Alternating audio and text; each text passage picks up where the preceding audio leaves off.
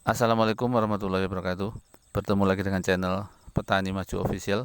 Kali ini saya berada di lokasi tanam semangka dan melon. Jadi ada pohon melon di sela-sela pohon semangka ini. Pada hari ini tanaman semangka ini berumur 28 hari. Kondisinya seperti ini.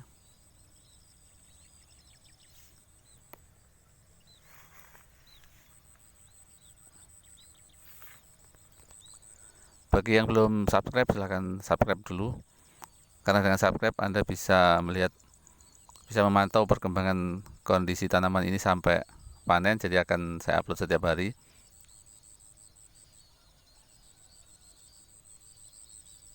Idealnya tanaman semangka itu seperti ini. Jadi daun mulai dari pangkal sampai ke ujung harus hijau.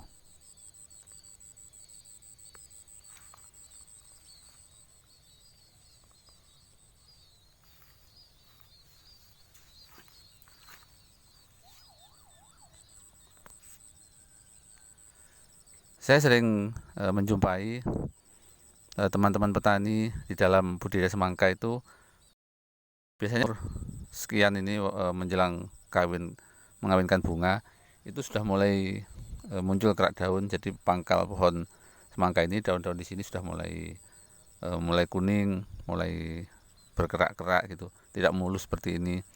Dan itu sering saya jumpai pemandangan seperti itu. Menurut saya itu sangat disayangkan. Seharusnya menanam semangka itu harus seperti ini. Jadi daun harus hijau, sehat seperti ini. Karena ini nanti akan menjamin kualitas buah. Jika kondisi daun terpelihara tetap hijau seperti ini, maka untuk membesarkan buah nanti itu akan sangat mudah. Dan juga misalnya mau dibuahkan lebih dari satu, misalnya 2 atau 3, bisa besar semua.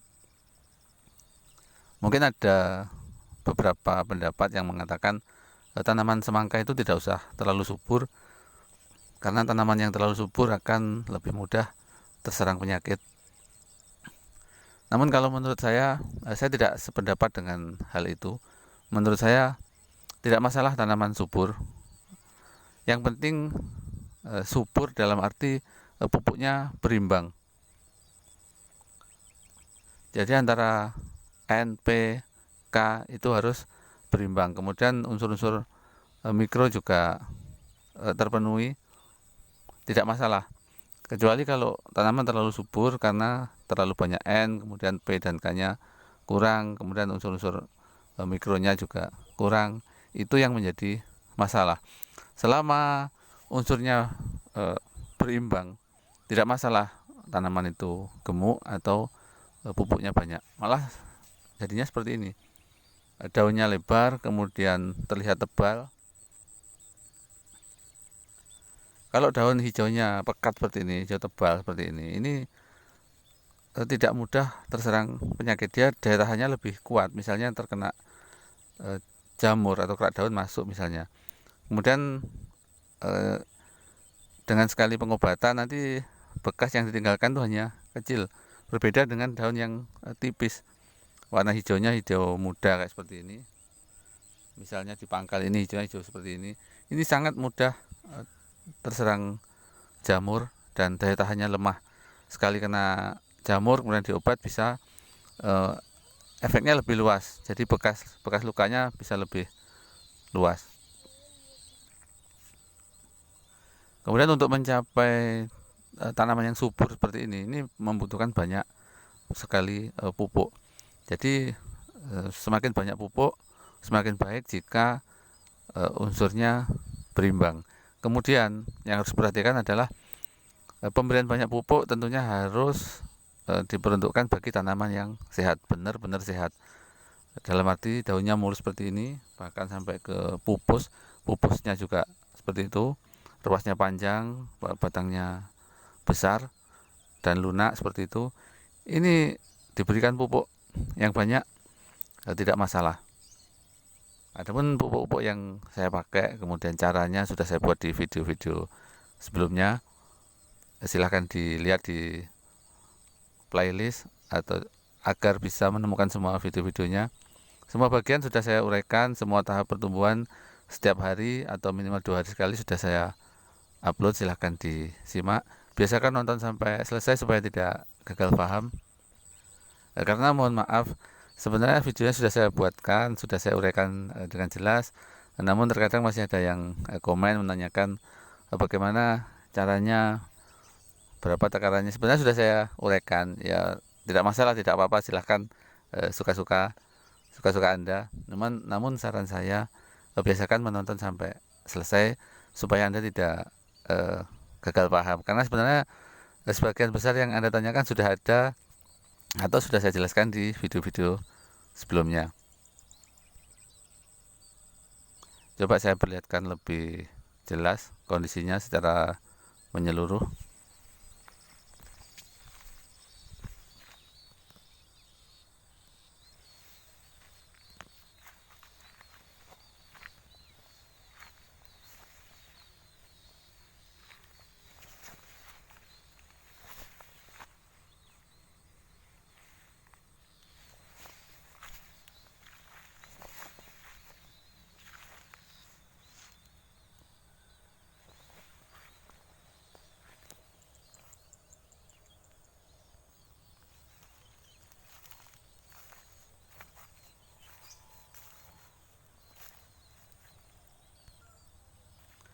Ini adalah tanaman yang keriting pada awalnya.